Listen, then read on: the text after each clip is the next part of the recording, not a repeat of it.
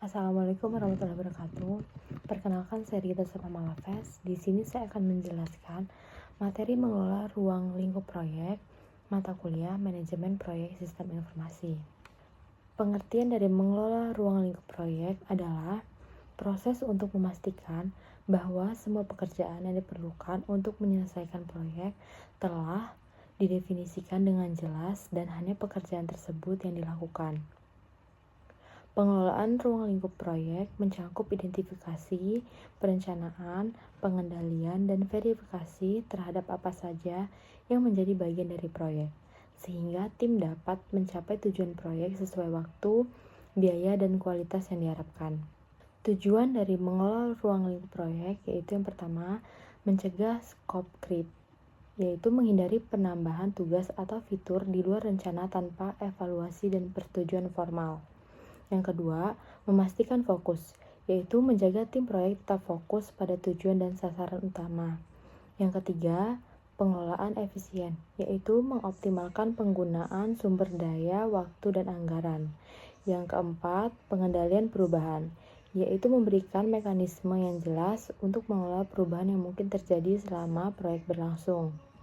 Tahapan utama dalam mengelola ruang lingkup proyek yaitu yang pertama, perencanaan ruang lingkup. Tahapan ini bertujuan untuk menetapkan dan mendefinisikan ruang lingkup proyek secara jelas agar semua pihak memahami apa yang dikerjakan. Yang kedua, pengumpulan kebutuhan. Pada tahap ini, kebutuhan pemangku kepentingan diidentifikasi dan didokumentasikan untuk memastikan proyek memenuhi harapan mereka. Yang ketiga, penentuan ruang lingkup proyek. Tahap ini mengubah kebutuhan menjadi rincian proyek yang spesifik dan terukur. Yang keempat, validasi ruang lingkup. Tahap ini melibatkan persetujuan resmi dari pemangku kepentingan terhadap ruang lingkup yang telah dirumuskan. Yang kelima, pengendalian ruang lingkup. Tahap ini bertujuan untuk memantau ruang lingkup selama proyek berlangsung dan mengelola perubahan yang mungkin terjadi. Komponen penting dalam ruang lingkup proyek.